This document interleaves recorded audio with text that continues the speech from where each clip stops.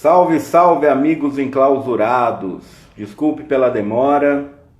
Acredito que agora a live aconteça de fato.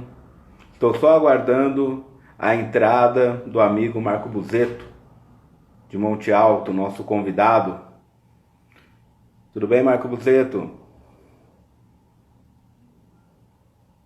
Estou aguardando apenas a sua entrada para começarmos a falar sobre literatura na quarentena. Lembrando a todos que Marco Buzetto é de Monte Alto, é professor, é escritor e tem uma presença muito ativa com relação ao momento que estamos vivendo. Por isso é o convidado da nossa primeira live. Ele terá, com certeza, quem estiver presente vai enriquecer muito seu repertório, não só com relação à literatura, mas com relação também aos fatos e ao trabalho que pessoas, ativistas fazem com relação à pandemia, com relação a ajudar as pessoas. Ele tem muito a dizer. Logo ele estará presente.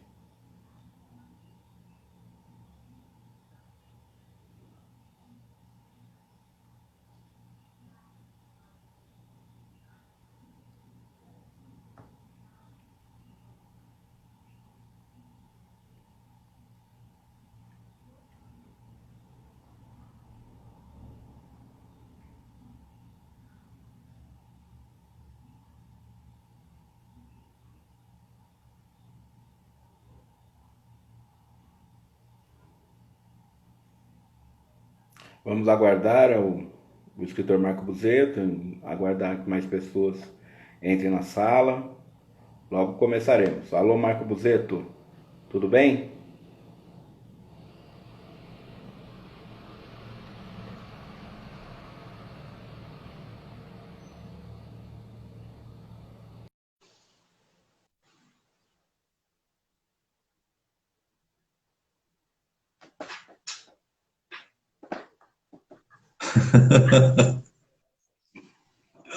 Oi, João. Tudo jóia?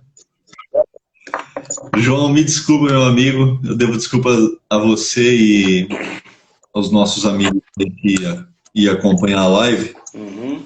Pessoal, pelo está atraso. entrando aos poucos e logo a gente começa. Tá tudo bem? É.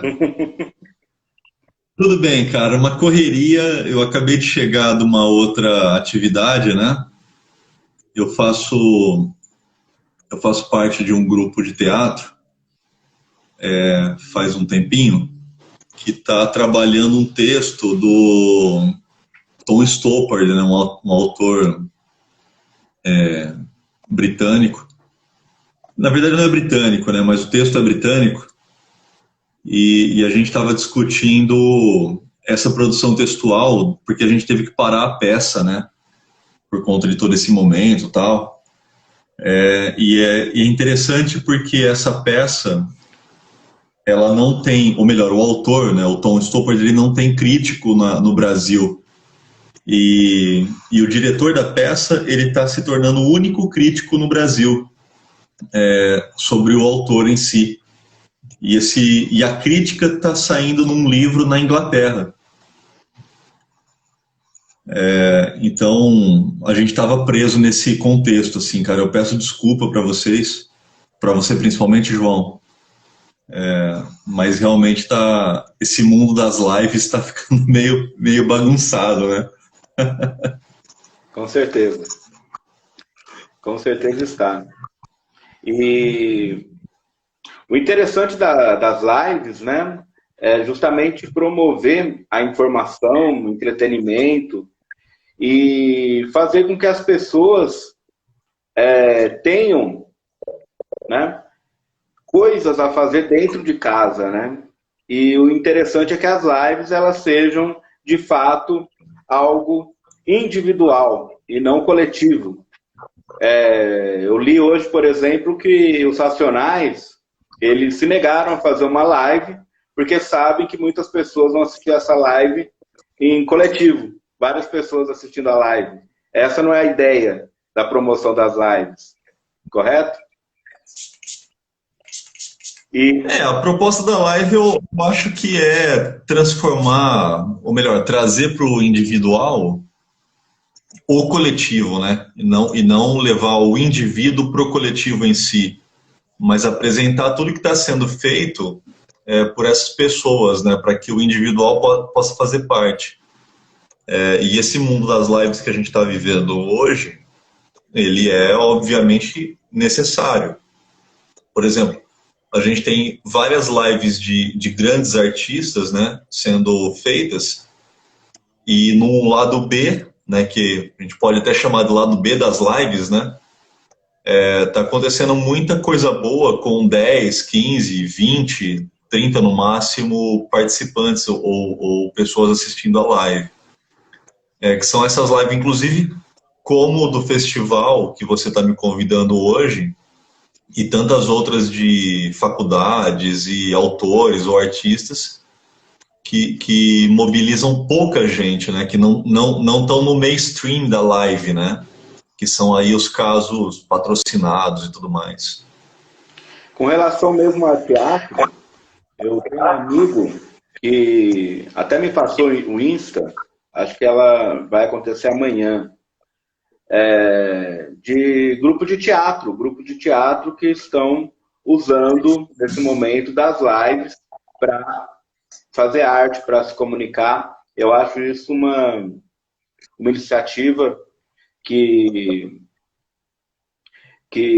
vai até ultrapassar. Acho que essas lives que estamos fazendo vão ultrapassar esse período de pandemia, né?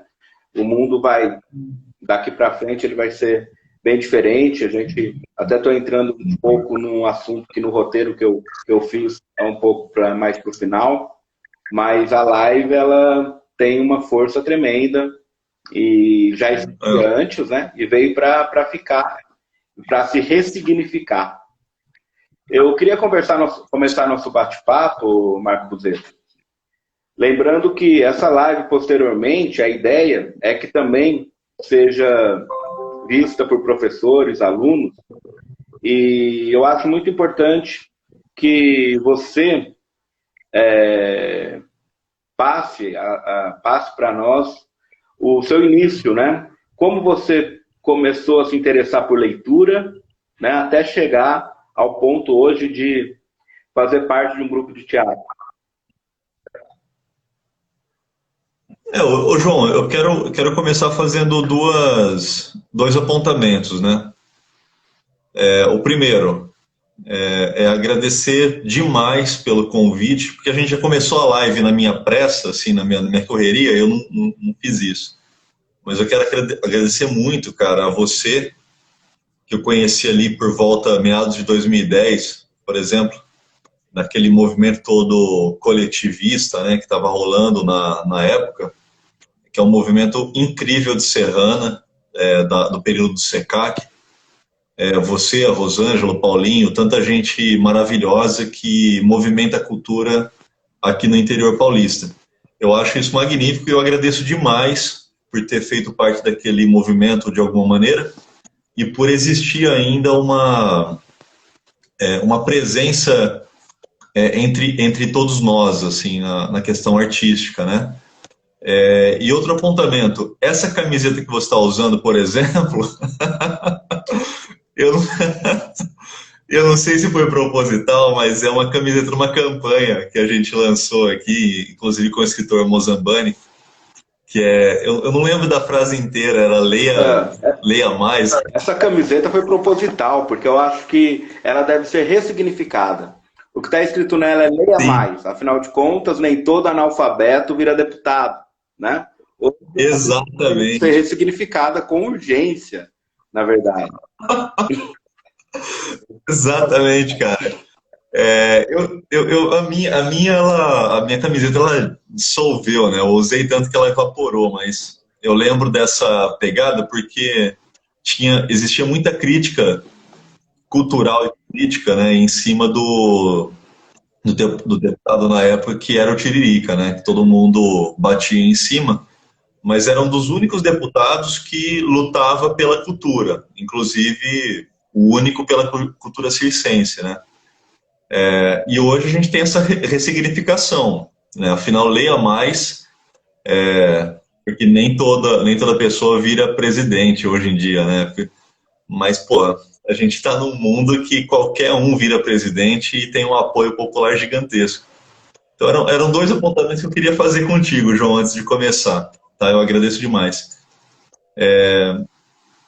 E assim, ó, dentro do que você me perguntou, o meu. Eu comecei falando teatro por conta dessa correria toda nossa, com Tom Stoppard, com um querido que agora é diretor dessa peça e que antes se tornou um grande amigo novamente, e meu revisor de textos, que é o Marco Abrão, que daqui a pouco aparece aí, não sei se já está assistindo, me profissionalizou muito, inclusive, né, porque por existir uma crítica do teu trabalho, você se profissionaliza, né? E com essa pegada do teatro, isso me leva para o começo, que é essa pergunta que você fez. Eu comecei na literatura, é isso aí, Marco, tá por aí, ó. Eu comecei nessa literatura escrevendo pela primeira vez um texto amador, que era uma peça de teatro, que foi para a escola pública onde eu estudava, desculpa, onde eu estudava, que era uma peça baseada num livro meu. O livro na época, eu não vou lembrar o nome, mas a peça Amor e Morte, né? Era uma peça de muita influência shakespeariana, obviamente, ainda mais por causa do texto e tal. Mas foi uma peça baseada em alguns textos meus da época e um livro que eu escrevi aos 14 anos, que eu joguei fora e transformei numa outra coisa. Isso me trouxe para o mundo da literatura de uma forma um pouco mais profissional, porque na medida em que eu escrevia, eu me perguntava, será que isso está agradando as pessoas? Essas pessoas são quem? São pessoas que leem? São pessoas que entendem de literatura? São pessoas que entendem de textualidade, né? Ou são pessoas que buscam só o entretenimento? E aí eu fui tentando profissionalizar o texto da melhor forma possível. Na adolescência, obviamente, João, isso não tinha como acontecer, né? Eu estudava, eu trabalhava, fazia tantas outras coisas e a literatura para mim era um modo de me expressar. Eu só fui realmente, isso eu não tenho dúvida, profissionalizar meu texto há poucos anos, principalmente do ano passado para hoje. Isso 10 anos depois de publicar meu primeiro livro, para você ter uma ideia, né? Então, assim, me trazer para a literatura, eu devo a dois momentos. Ao meu não pertencimento social e a minha leitura muito precoce da filosofia. Eu comecei a ler Nietzsche com 13, 14 anos. Meu primeiro livro do Nietzsche que me tocou, que eu realmente li e entendi, não entendi filosoficamente, mas entendi que aquilo fazia parte de um contexto que me agradava, foi o Anticristo. Aí depois o Genealogia da Moral, o Humano Demasiado Humano, né? Só que quando eu li o Zaratustra, e você sabe disso, Zaratustra não é o melhor livro do Nietzsche, mas foi ali que eu vi que dava para casar filosofia, poesia, né, o poema e a poesia, que são coisas distintas, mas que faziam parte daquele contexto, com a literatura. Foi aí que eu realmente me vi como alguém que poderia produzir literatura, porque o universo da filosofia nietzschiana é caótico. E nada mais caótico que a vida de um adolescente, né, João? Com certeza. Com certeza. Eu li dois livros seus até então, né? Foi apresentado a sua obra em 2010 com Aquário de Sangue. O Aquário de Sangue, que tem uma narrativa assim mais policial, né? Até porque eles passam em Monte Alto, tem uma presença de um assassino. Então, acho que isso mostra um pouco assim de resquícios da adolescência, essas coisas que acontecem mais de aventura, né? E quando somos adolescentes, temos muito essa coisa de aventura, do on the road, de Jack Kerouac, né? Então, acho que está muito pautado nisso. E o outro livro que eu li foi A Rebeca, que já tem um apelo mais filosófico. Depois eu não tive mais oportunidade de ler livros seus, infelizmente. Né? Eu vi que depois você começou a entrar em outras áreas, até com mais seriedade, de recursos de projetos e tudo mais. Eu gostaria que você falasse um pouco a respeito do processo, né? Dessa caminhada literária que você teve a partir do Aquário de Sangue até a sua nova proposta. Tá. João, bem lembrado, cara. O livro, o Monte Alto, Aquário de Sangue, ele tem uma proposta muito mais bairrista, né? Porque ele narra, até de uma maneira assim, amadora, uma ideia de jornalismo literário. Porque tem muita coisa ali naquele livro que realmente acontecia aqui na cidade e na região. Para quem não conhece, está assistindo a gente, Monte Alto fica na região de Ribeirão Preto, assim como Serrano, mas mais para o lado de Araraquara, né? E a gente teve várias questões no período de 2008, 2009 até 2012, mais ou menos, algumas questões sociais e políticas que nortearam o caminho do que acontece hoje na política, que é um caminho muito tortuoso e muito torpe, né? E o Monte Alto, Aquário de Sangue, ele narrava algumas questões daquele período. Foi um livro, João, que... E eu não me vanglorio disso, de modo algum, mas foi por causa da correria, né? Por exemplo, o Aquário de Sangue eu publiquei em 2010. E eu já escrevia e produzia texto, vendia em banca de jornal, espiralado, por exemplo, pelo menos há 5 anos, né? Então são 5 anos antes de publicar meu primeiro livro oficial. Então esse livro ele foi escrito em 6 meses e é um livro muito bagunçado. Você leu, você sabe disso, mas ele tem uma ideia geral muito boa, né? Eu gosto da ideia dele. Eu sempre digo isso. O Aquário de Sangue não é um livro que eu gosto. Em algumas palestras que eu participo e as pessoas perguntam: você publicaria o seu primeiro livro hoje? De jeito nenhum, não publicaria. Porque eu acho ele muito ruim, numa visão estética e numa visão literária, sabe? Mas a ideia dele é muito boa, e isso eu gostaria de trabalhar no futuro. O Aquário de Sangue, inclusive, tendo eu trabalhado ele em 6 meses, foi no mesmo período que eu comecei a publicar o Rebeca. Só que o Rebeca ele foi publicado 2 anos depois, né? Então eu tive um espaço de tempo de 2 anos para concluir esse livro. Muito diferente do Aquário de Sangue, o Rebeca ele traz uma questão filosófica, que já era que eu gostava de trabalhar. Mas eu não sei porque o Aquário de Sangue ele realmente não trabalha filosofia, ele trabalha muito mais um contexto social e uma crítica, né, do que um contexto filosófico crítico. Só que eu comecei a escrever no mesmo período. Eu acho que o que o diferencia dos dois é não querer fazer uma continuidade do primeiro livro, sabe? Querer escrever ao mesmo tempo um livro totalmente diferente.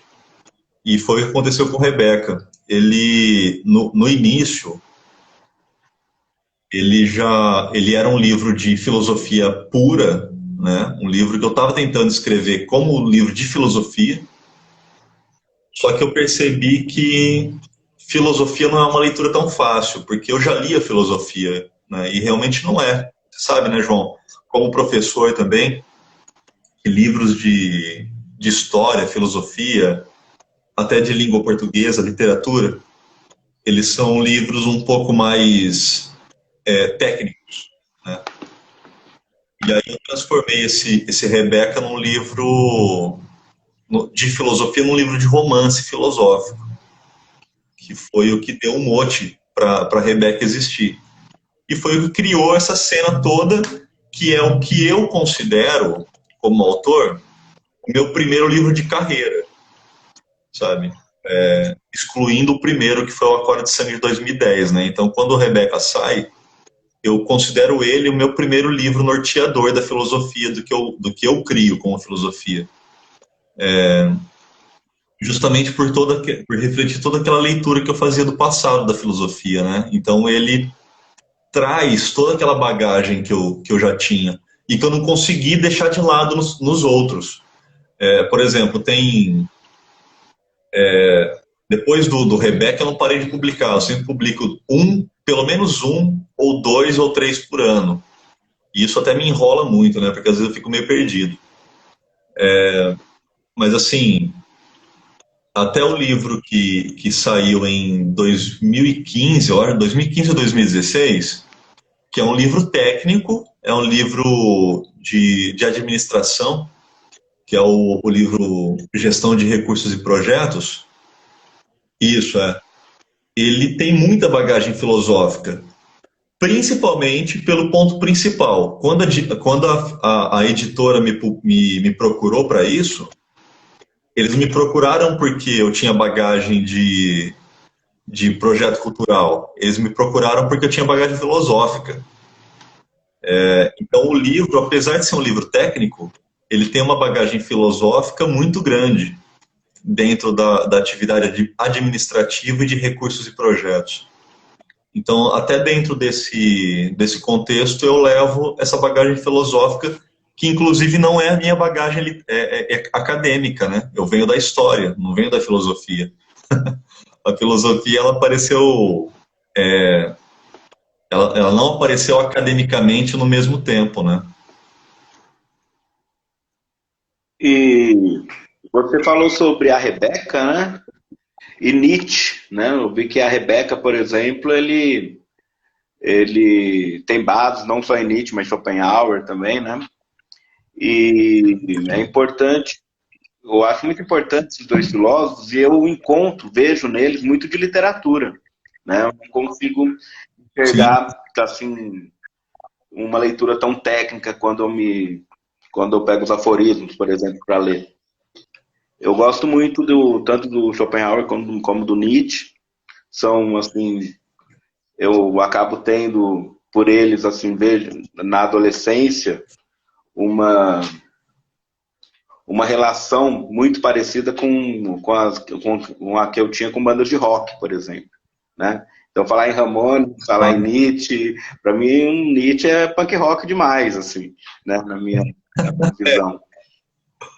E eu tenho aqui aberto, eu abri o seu blog, estou com o seu blog aqui aberto, e quero já indicar para quem estiver assistindo, né? Entrar no seu blog, e no seu blog tem os livros disponíveis aqui, para você saber mais ou menos do que cada um trata.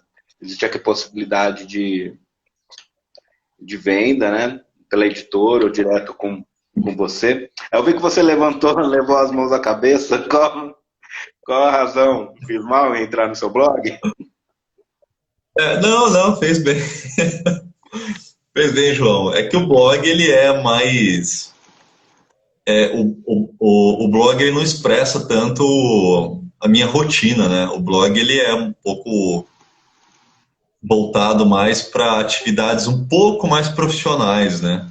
Apesar de eu soltar muita coisa pessoal ali, ele é um pouco mais profissional. Então, quem me segue nas redes, por exemplo, ou no dia a dia, percebe um pouco uma dicotomia entre as duas coisas, né?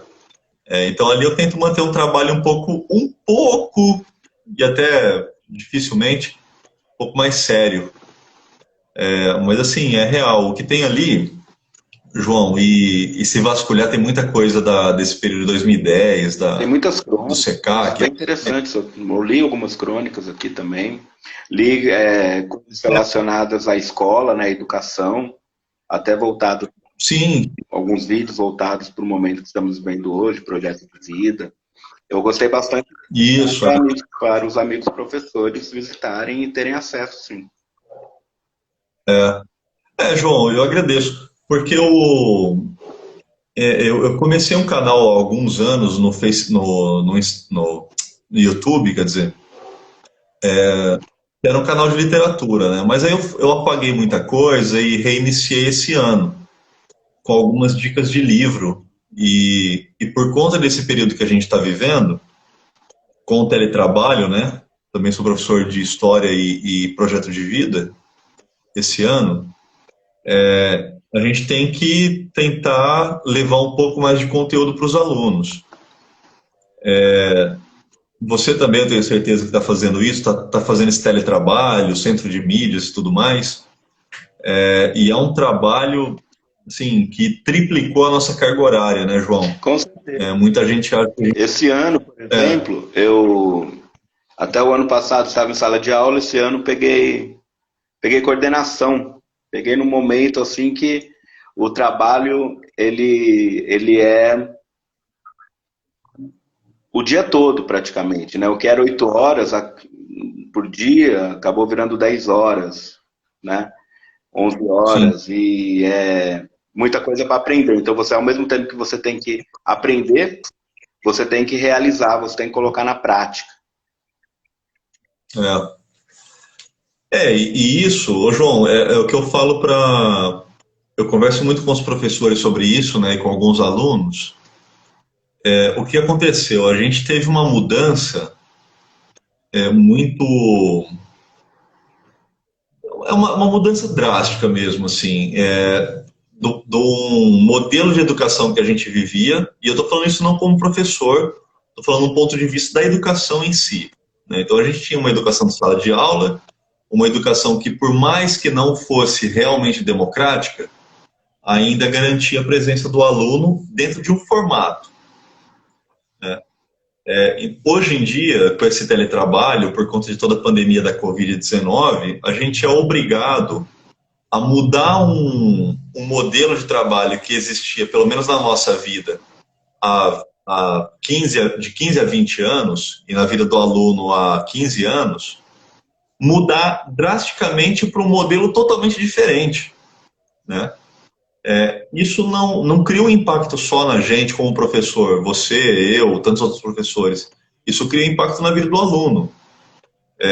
E é difícil de lidar. A carga horária é diferente, a grade curricular é diferente, o tipo de avaliação, o tipo de participação é tudo diferente. É um mundo totalmente diferente do que vinha acontecendo. E é difícil para os alunos participarem disso, e é muito difícil para os professores participarem disso, porque existia uma normatividade dentro da presença, né? Hoje em dia, caiu por terra. Eu torço, e eu vejo muito isso, participo de alguns coletivos da APOESP, por exemplo, e alguns outros grupos de pais, alunos e sociais da maneira geral. É uma coisa positiva que a gente está vendo que muitos são críticos a esse modelo de EAD que está se colocando agora. Então já se viu que aquela salvação, né, tirar o aluno da sala de aula, transformar tudo em AD, isso daí realmente não cola, porque a falta que faz a presença do aluno, a sociabilidade e do professor na sala de aula são muito grandes, João. Você, tenho certeza que como coordenador agora, está percebendo muito isso. Bom, então, de fato, né? Eu acredito que a tecnologia, daqui para frente, porque já foi falado até que o centro de mídias ele não foi criado para acabar no fim da quarentena. Então, a ideia é que ele se estenda. Mas eu percebo que a intenção, pelo menos mostrada até o momento, é que ele tenha esse papel complementar à atividade do professor, que é essencial em sala de aula, né? E a Exato. escola, ela também tem, além do professor, o coordenador, o diretor, ele também é um espaço de socialização dos alunos, né? Muitos alunos, eles podem não gostar de ir na escola, mas na hora do intervalo ele fica feliz, porque ele vai se relacionar com os colegas, ele vai conversar e ele vai ter uma outra relação com a escola, que é essa relação de convívio, que nas É, periferias, principalmente, a escola tem um valor essencial, né, no que diz respeito à relação entre os estudantes e também a relação com o conhecimento, né? Porque a sim. escola hoje, ela mudou bastante em alguns aspectos. A escola hoje, ela não tem mais, ou pelo menos está perdendo, aquela aquele engessamento de outrora, de discussões que não podiam e não deviam acontecer dentro da escola. Eu acredito que a escola está se abrindo para ser um espaço mais coletivo, um espaço cultural, ao meu ver. Pelo menos eu Sim. procuro e desejo ver a escola assim um dia. João, isso não tem como escapar, né? A gente já vê há muitos anos isso acontecendo, né? A escola não é mais, e quando eu falo não é mais, não é de agora, você sabe disso, já tem pelo menos uma década que isso já está se apontando. Ela não é mais um ambiente exclusivamente acadêmico, né? Ainda bem, né, João? Ainda bem. Então a gente trabalha hoje em dia dentro da sala de aula e no ambiente escolar uma gama de representatividades sociais que vão além da acadêmica, além da sala de aula. E isso é a ressignificação da educação, né? É justamente trazer para dentro da escola o mundo lá de fora que era impedido de entrar na sala de aula. Então hoje a gente tem uma diversidade cultural e uma representatividade, uma importância dessa diversidade cultural gigantesca na escola, né? Que tem que ser trabalhada. Essas disciplinas, por exemplo, novas, assim, relativamente novas, né, de eletivas, projetos de vida, tecnologia, elas servem justamente para tentar atualizar. Mesmo que existam todas as críticas, e eu sou um grande crítico dessas três disciplinas, né, que acabam esfacelando ainda mais o conteúdo que a gente já tinha anteriormente, mesmo que isso aconteça, isso ajuda a trazer um pouco do universo de fora.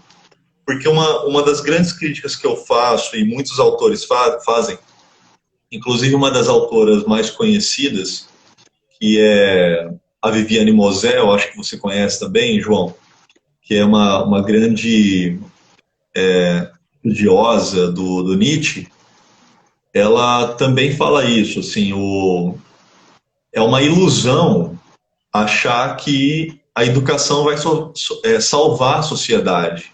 É uma grande ilusão isso. Por quê? Porque a educação é a sociedade. A educação está inserida no problema. A educação é parte do problema. Não tem como nós, educadores, ou a instituição educação, achar que vai salvar alguma coisa, porque não vai. Enquanto a gente não discutir o problema social, a educação vai ser só mais um problema dentro de um universo de problemas que ninguém está discutindo, né? E trazer os alunos para esse debate é fundamental, João. Você sabe disso.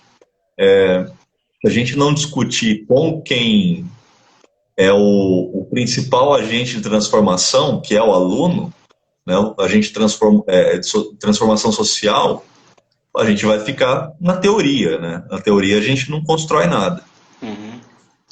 Eu vi aqui que entre as pessoas que estão assistindo a live está o Arnaldo.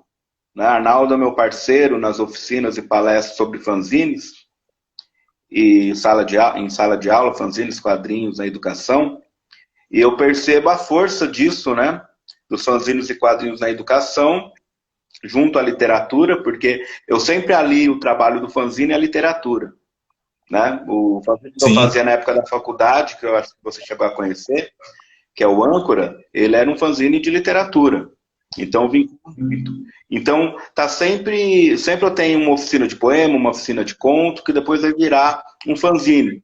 E como você falou sobre a educação antes e a educação hoje, o fanzine, ele era, e os quadrinhos, eles eram vistos como vilões na educação. E há algumas escolas ainda que mantêm os quadrinhos, livros, né, que tem quadrinho, por exemplo, Dom Casmurro em quadrinhos, né, que existe, e chegou recentemente na escola em que eu trabalho, mais livros assim, eles ficam um pouco isolados na sala de leitura, né? Primeiro aparecem os grandes clássicos, e depois, lá atrás, assim, às vezes tem uma gibiteca, às vezes tem os livros escondidos, entre todos esses livros você acha quadrinhos. E a ideia é deixar a sala de leitura cada vez mais interessante ao aluno. O aluno precisa se relacionar com a sala de leitura. Eu me lembro que, na minha fase de estudante, isso aí na década de 90, 94, muitas vezes eu não tinha acesso nenhum dentro da escola a livros. E muitas vezes, porque a biblioteca ela ficava ali colada com a sala do diretor. Quem quer ficar ali perto do diretor? Né? E muitas vezes eu entrava ali para ver livros. Eu entrava. E era uma sala fria, uma sala sem interesse algum. Só que eu, como sempre tive interesse por literatura, eu me atrevia muitas vezes a entrar ali e pedir alguns livros, né, para ler alguns livros. E é um ponto interessante. Eu acho muito interessante pontuar a escola antes e a escola hoje. Porque 10 anos, né, para hoje termos o apontamento de uma mudança é muito pouco. Né? E a gente percebe aí um movimento de retrocesso rolando que quer que voltemos para outros ambientes escolares. É necessário tomar cuidado com isso. Recentemente, eu sempre gostei de participar de iniciativas públicas, né, populares, como cursinhos. Mas, recentemente, eu tive uma decepção muito grande com o último cursinho que eu participava aqui em Serrana, quando descobri que um dos coordenadores do cursinho, ele está vinculado a partido político, ainda partido político voltado para o retrocesso. Então, qual a intenção desse cara no cursinho popular? Né? Eu não posso fazer parte disso, eu me sinto até ousado. Então é necessário estarmos atentos, né, a esses inimigos, né, da educação popular. Eu acredito na educação popular e muito. E eu queria perguntar para você, né, que você discorresse mais a respeito do seu trabalho nesse momento de pandemia. Como ele vem acontecendo, eu sei que já é algo que já puxado da sua história anterior, você só está dando sequência, né, ao seu trabalho social. Mas como você vê esse momento de trabalho social, o que pode de fato ser feito nesse momento que vivemos, e também falasse sobre o último projeto seu relacionado à literatura, que está vinculado ao trabalho social também. Tá. João, obrigado por perguntar isso, cara. Realmente, pegando do teu ponto para trazer para o que você perguntou, a gente tem um movimento incipiente no mundo, e isso não é só Brasil, a gente tem que lembrar, contra a ciência, que é gigantesco. Né? Tem uma base de, por exemplo, 14 milhões de pessoas no mundo que acreditam que a Terra é plana. Né? 14 milhões de pessoas no mundo acreditando que a Terra é plana é gente pra caramba acreditando que a ciência não existe. Né? Porque a ciência não está aqui para provar que a Terra é plana. A ciência está aqui para partir de princípios que ela já comprovou para o futuro. Né?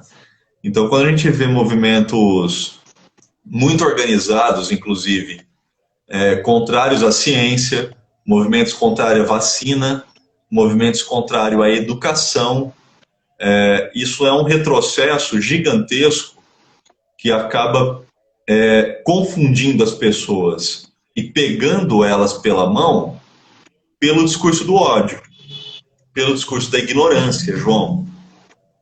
Então, existe mesmo esse tipo de movimento. É difícil quebrar isso por dois motivos. Eu acredito, sim, é uma visão minha.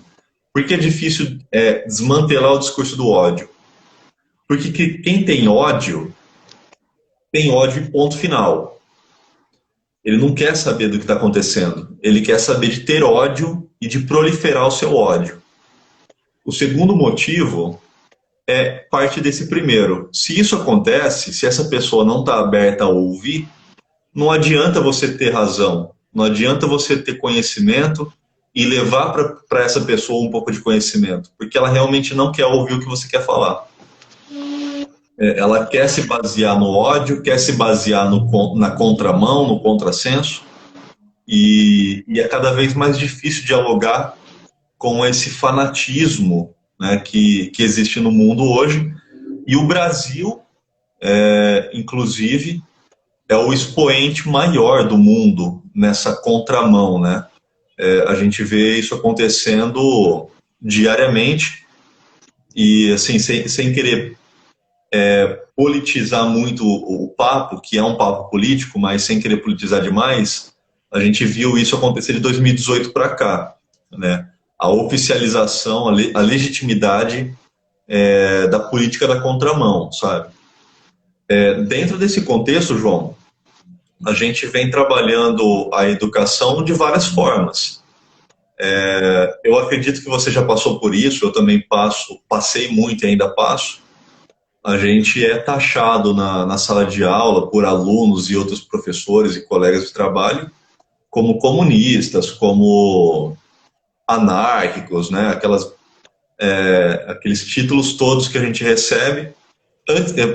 O que é engraçado, né? Antes você precisava estudar tanto para ser comunista, né? Hoje em dia é só você ser contra o governo que você já virou comunista. É só reclamar que você virou comunista, né?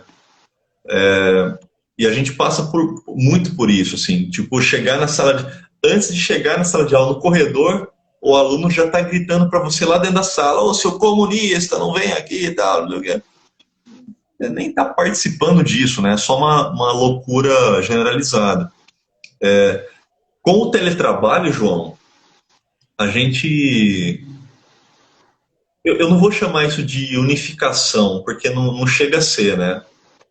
Mas a gente tem um discurso, enquanto educadores, um pouco mais focado e direcionado na educação, né? Porque todo mundo que eu conheço, e eu acho que você conhece também, de professores, de coordenadores, de escolas, né, como instituição educativa, estão preocupados em sanar esse problema, que é o que está acontecendo agora, da pandemia, e de não deixar a educação de lado. Só que muitos, obviamente, querem ensinar da sua maneira, né? Querem aproveitar esse momento para transformar a educação num caos ainda maior. Está sendo um trabalho difícil. Esse ano, por exemplo, é o primeiro ano que eu tenho projeto de vida, né? Antes eu só lecionava história e filosofia. Então, como projeto de vida, como disciplina, é o primeiro ano oficial e está sendo muito difícil. Por quê? Porque as pessoas já não tinham conhecimento do que seria um projeto de vida e nesse momento conturbado e extremamente necessário, elas ainda não reconhecem o projeto de vida como uma disciplina necessária para o momento, né? Você falar de pandemia hoje é ressignificar toda a sua vida, João. E os alunos sabem disso. Os pais sabem disso, os professores sabem disso. Só que a gente vem de uma defasagem educativa tão grande que não se reconhece a necessidade das coisas mais, né? A gente vê muito aluno, por exemplo, isso tem acontecido muito com alunos de segundo e terceiro ano, alunos que estão participando do teletrabalho, das teleaulas, das atividades que a gente manda por WhatsApp, por e-mail e tudo mais, só que esses alunos começaram a arrumar trabalho. Então, assim, teve muito aluno que foi contratado nesse período não está assistindo às aulas, que não estão acompanhando. Acompanhando por quê? Porque eles precisaram ajudar financeiramente a família, né? Como a gente vai lidar com isso? A gente vai reprimir esse aluno? A gente vai dizer que esse aluno abandonou a educação? De forma nenhuma, ele não abandonou a educação. Ele colocou uma prioridade, ele ressignificou a prioridade dele, sabe, João?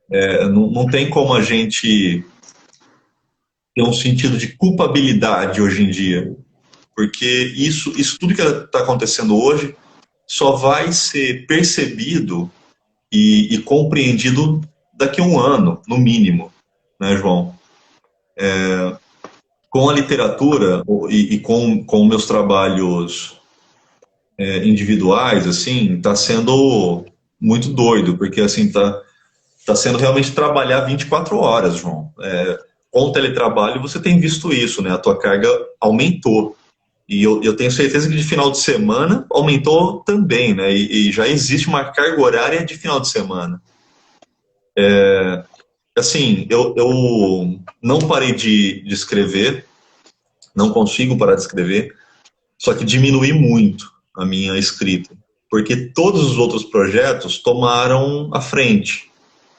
Por exemplo, além da escola, da EAD, do trabalho, né, do teletrabalho, eu coordeno alguns grupos aqui de discussão crítica, né? Por exemplo, o Fórum de Desenvolvimento de Monte Alto, que é um coletivo apartidário e que tenta levar um pouco de crítica para a sociedade, realizando debates e tudo mais.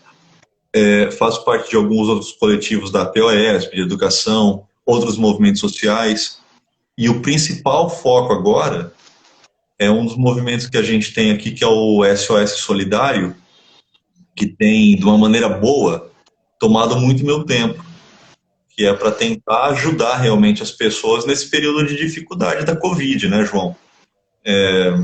Tudo que já existia no ano passado e no ano anterior, do desemprego, da questão da desigualdade social, do dinheiro, da repressão financeira, ela foi potencializada agora, né, João? E a gente está tentando dar um suporte. Uma das alternativas é essa campanha do Livros pela Covid, que é uma tentativa de somar com alguma coisa que eu tenho. Porque assim, a gente recolhe cesta básicas, a gente recolhe mantimentos esporádicos, a gente recolhe roupas, brinquedos, a gente recolhe de tudo, João. E faz um trabalho diário para tentar ajudar as pessoas da melhor forma possível. E uma dessas tentativas minha é tentar levar a literatura para o mundo da solidariedade, né? Uma coisa é caridade, uma coisa é você ajudar as pessoas tirando foto para aparecer para a igreja, para aparecer para os seus amigos, para sua família. Outra coisa é compreender que a solidariedade é uma questão necessária, é uma questão política e é uma questão de diminuir a desigualdade social. Isso é solidariedade. Ajudar uma vez ou outra não é nada, é caridade, né? E a gente está tentando criar esse movimento faz um tempo e tá sendo muito bom, muito positivo, João. Você tem acompanhado, eu sei, e assim, essa ideia do Livros pela Covid é tentar dar um pouco mais de mim, sabe, João? Porque assim, eu pago aluguel, eu tenho uma série de coisas também para tentar resolver. Mas, poxa, cara, a gente pode sempre ajudar da melhor forma possível com um pouquinho que a gente tem, né? Ô Marcos, desculpa interromper. Aí, toma uma água. Bom. É, Mas a gente já está batendo aí uns 50 minutos já de conversa, o tempo passa rápido. Já? E, sei lá, é 1 hora que fica no Instagram, não sei ao certo, 50 minutos. É. Aí, sei lá, a gente poderia continuar, né, fazer um encerramento agora, ou se eu acho que tem mais assunto, a gente poderia migrar para o seu Instagram e continuar o assunto. O que você acha melhor? Pode ser. Ô, João, pode ser, eu fico à vontade contigo, cara. Se quiser derrubar, porque o Insta derruba, né, daqui a pouco. Uhum. Eu E a gente gostaria volta, de mas. ouvir você falar mais a respeito do seu último projeto, né? Gostaria que você desenvolvesse Tá. mais e também falasse, para encerrar depois, pode ser na sua, mas eu acho que isso vai se estender, e depois encerrar falando sobre saídas, né? Para a pós-pandemia. Como você enxerga a pós-pandemia, né? Sim. Algumas prefeituras aí já falando, não, vamos reabrir, colocando datas, abre tal o comércio agora, depois abre bar, depois e a volta, né? E a escola, esses alunos na Sim. escola, como vai ser essa volta? Então acho que esses assuntos a gente poderia continuar no seu Instagram, e poderia ser Tá. dar 5 minutinhos para um café e volta no seu Instagram. O que é que você acha? Eu Tá quero legal. agradecer as pessoas que estão presentes aqui. Fico muito feliz por vocês estarem acompanhando, se interessando. Infelizmente, eu tenho que trocar esses óculos. Eu não consigo ler direito tudo que vocês colocam, principalmente nessa hora da noite. É difícil para mim, nessa tela de celular, ainda se fosse notebook. Eu gostaria que vocês estivessem conosco nessa continuação no Insta do amigo Marco Buzetto. Aí para entrar é só porque a live ela continua na minha também, né? No meu Instagram é só entrar e continuar, normal. Assim vamos fazer assim, ó. Eu vou puxar a próxima, aí dá tempo de todo mundo ir no banheiro e voltar. Aí eu começo a live aqui no meu Insta. Quem não conhece, me segue aqui, porque aí não perde. Então E aí eu convido você, João. que a gente Pode conversa ser? com mais tempo, tá? Então eu vou encerrar a live, A gente, né? Estamos a aqui no gente faz mais festival. umas minutos. Festival Fica em Casa Serrana, fica em casa, porque o serranense não tem ficado tanto em casa como deveria. Então fica em casa Serrana, um excelente nome, Festival Fica em Casa Serrana. E a gente volta para continuar essa conversa que está interessantíssima no Insta do amigo Marco Buzetto. Eu vou encerrar aqui e a gente volta, continua com a conversa, tá ok? Obrigado a todos os presentes. Até mais, hein?